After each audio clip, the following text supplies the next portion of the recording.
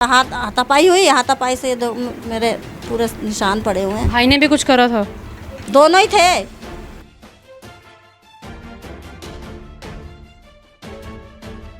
PCR वालों ने भी कुछ नहीं करा, वो भी कह रहे वहाँ पर चले जाओ। हम लोग कल पूरी रात हम लोगों ने पीसीआर को कॉल किया है, 5 बार हमने पीसीआर कॉल की। मम्मी कल पूरी रात दरवाज़ा खटखटाती रही है, बट उन लोगों ने दरवाज़ा नहीं खोला। नमस्कार, मैं हूं आंचल मित्तल और आप देख रहे हैं तेज़ तर्रार, जहां दिखाई जाती हैं खबरें दिल्ली की। मैं इस वक्त मौजूद हूं दिल्ली के थाना इंदरपुरी क्षेत्र में, जहां पर एक महिला इस वक्त मेरे साथ मौजूद है, जिनके साथ उन्हीं के भाई और भाभी, सगे भाई और भाभी जो है काफ़ी दिनों से बर्बरता से व्यवहार कर रहे हैं। उनको उन्हीं के घर से निकाल दिया गया। आखिरकार क्या है पूरा मामला, इन्हीं महिला की ज़ुबानी हम आपको सुनवाएंगे। जी मैम, आपका नाम? माया। क्या कुछ हुआ था आपके साथ? मेरे साथ क्या हुआ था, मैं आज सुबह परसों मैं बाहर गई हुई थी, तो मैंने सोचा, मैंने कहा ये मेरे को नहीं पता था कि ये घूमने जा रहे हैं। मैं सीधा ऊपर गई, देखा तो मेरा ताला बंद, मतलब मेन गेट का ताला बंद पड़ा था। तो मैं फिर वापस आई, मैं 1-1:30 बजे कर मैं वहाँ घूमती रही इधर उधर। फिर मैंने बच्चे को फ़ोन किया, मैंने कहा मैंने शालू, मेरे यहाँ तो कोई भी नहीं है, यहाँ तो ताला लगा हुआ है। तो फिर सानू कह रहे तू थाने जा। मैंने कहा मैं थाने ही खड़ी हूँ। अच्छा, आपको वो लोग बता के गए थे कि वो घूमने जा रहे हैं? नहीं, कुछ नहीं बता के गए, ना मुझे कुछ पता। आप आए कहाँ से थे? स्कूल से आई थी उस टाइम। स्कूल में क्या करते हैं आप? मैं ये छोटे बच्चे होते हैं ना, उनको संभालती हूँ। अच्छा, स्कूल में आप नौकरी करते हैं यानी। अच्छा, तो आप अपने स्कूल से वापस आए और आप उनके साथ ही रहते थे, अपने भाई भाभी के साथ? हाँ जी, मैं उन्हीं के साथ रहती थी, मैं उन्हीं के सामने जाती थी, मैं उन्हीं के सामने आती जाती थी। बच्चे भी वहीं होते थे, मैं भी वहीं होती थी। मैं आखिरी के मकान में रहती। अभी ने बोल तो क्या, मैं वहाँ खड़ी हो गई, अपना बैग और बड़ा वाला बैग, दोनों बैग लेके वहाँ खड़ी हो गई। आई मेरे से, तू चली जाए यहाँ से, तेरे यहाँ तुम्हारे यहाँ नहीं रहोगी। मैंने कहा मैंने फिर इतना बोल दिया, मैंने कहा मैं क्यों नहीं रहूँगी भाई, ये मेरा आदमी का घर है। मैं बोली, मैंने आपने उन लोगों को अपने साथ रखा क्यों होता है, अपने भाई भाभी को अपने घर में? मैं बहुत बीमार रहती थी। बीमार के कारण मुझे नहीं पता होता था कि मुझे क्या हो रहा है क्या नहीं हो रहा है। मेरे को दौरे पड़ते थे। मैं बेहोश, मैं कभी कभार मैं सोती मैं बेहोश हो जाती थी। बच्चों को भी पता है, सबको पता है। मैंने उनको बोला, मैंने कहा देखो मैं सीधी सी बात करती हूँ, ना तो इतनी लड़ाई होएगी ना कुछ होगा, ना तो आप खुश रह सकते ना मैं खुश रह सकती। इसको ऐसे करो, आधा आधा जो आपका बनता है वो आप ले लो, जो मेरा बनता मुझे वापस दे दो। बस इतनी बात हुई थी। उसके बाद मैंने फिर कहने लगे मैं तो मकान बेचूंगी नहीं, और है ना जिनके पास गई है ना, जिनके पास पहले गई है ना, उनके पास ही रहो। एक तरीके से वो चाहते नहीं है कि आप उनके साथ उनके घर में रहो। उनके घर में रहो। मेरे को फिर वो मेरे हस्बैंड का घर है। तो फिर मैंने बोला, मैंने कहा मैं क्यों ना रहूँगी भाई।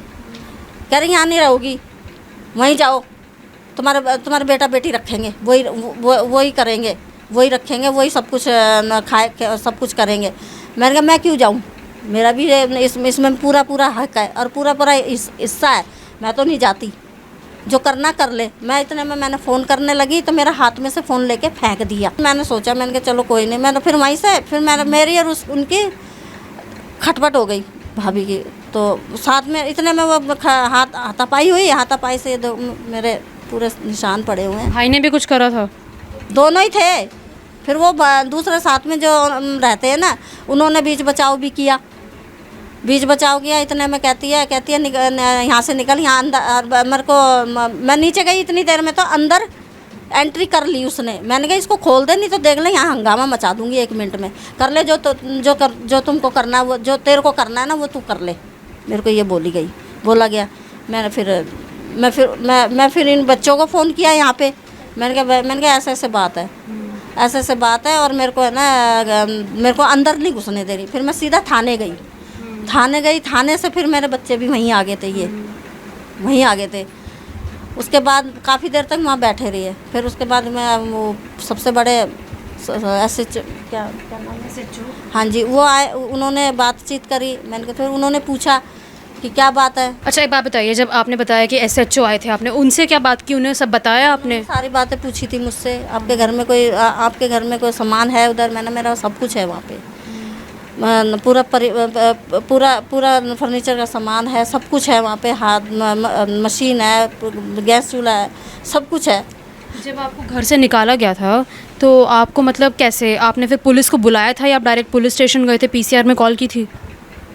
हाँ जी, पीसीआर वालों ने भी कुछ नहीं करा, वो भी कह रहे वहाँ पर चले जाओ,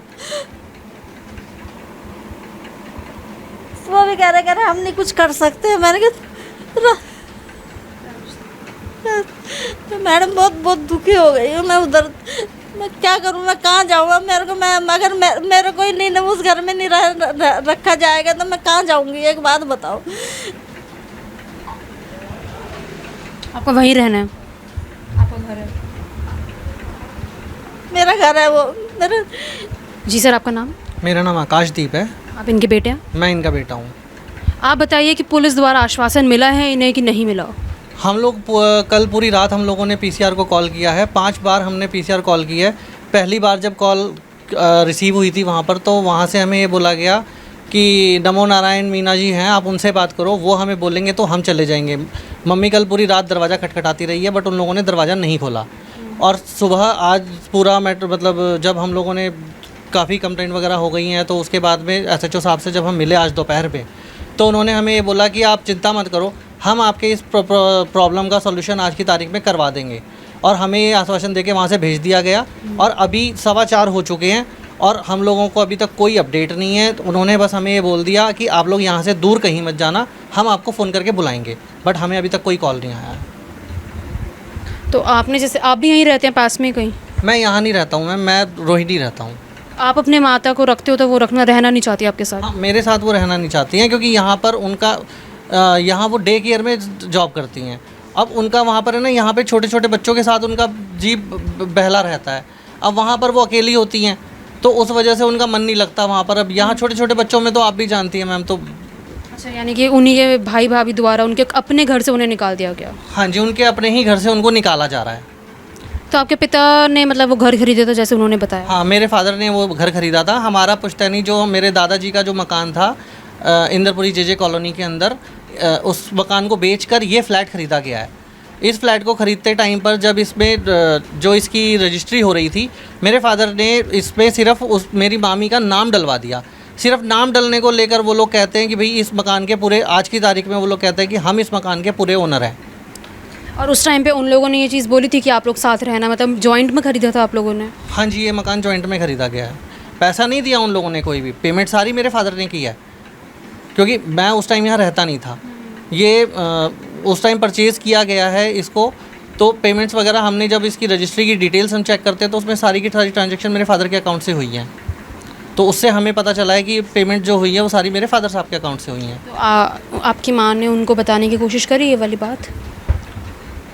मामी को ये बात, जब ये कुछ भी बोलती है ना, उनको उस फ्लैट के रिगार्डिंग कोई भी बात होती है तो वो ना मम्मी को मारने को चढ़ जाते हैं, मतलब हाथापाई करने लग जाती है। वो अपना है ना दबदबा दिखाती है कि भाई मैं हूँ, तेरे तो अकेली है यहाँ पे, कोई तेरे का ध्यान रखने वाला कोई नहीं है। तो जब आपके पिताजी, जैसे आपने बताया कि उनकी डेथ हो गई है, तो उनके जाने के बाद ये सब शुरू हुआ है, उससे पहले भी ये सब चल रहा था?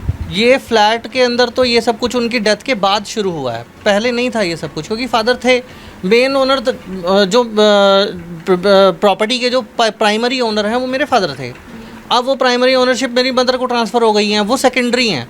लेकिन वो लोग इस तरह से करते हैं कि वो लोग मेन ओनर हैं, और झूठी विल बनवा रखी है। झूठी विल को पक्का विल बताकर कहते हैं कि भाई हमारे पास तो विल है, वो तो सारी की सारी प्रॉपर्टी हमारे नाम करके चले गए, और मेरे को बेदखल करने का वो कागज़ सा दिखाते हैं, जो कि आज मुझे एसएचओ साहब ने बोला कि वो तो जाली है। उन्होंने देखा होगा तभी उनको पता चला कि वो जाली है। तो अभी आप लोगों की क्या मांग है? आप उन्हें वापस भेजना चाहते हैं उन लोगों के साथ रहने वहाँ पर? सर मैम, हम लोग ये इनको वहाँ रहने के लिए हमें इशू कोई नहीं है। ये वहाँ अगर मम्मी मेरी वहाँ रहना चाहती है तो वहाँ रह सकती हैं, अगर हमारे साथ रहना चाहें तो हमारे साथ भी रह सकती हैं, हमें उससे कोई दिक्कत नहीं है। लेकिन प्रॉब्लम ये है कि अगर ये वहाँ रहने जाती हैं तो हमें इस बात का आश्वासन चाहिए कि वो लोग पीछे से कोई किसी भी तरह की कोई भी गलत हरकत ना करें। जैसा कि अभी पीछे मेरे सबसे बड़े मामा के बेटे ने मम्मी को चाकू उठाकर मारने की कोशिश की थी।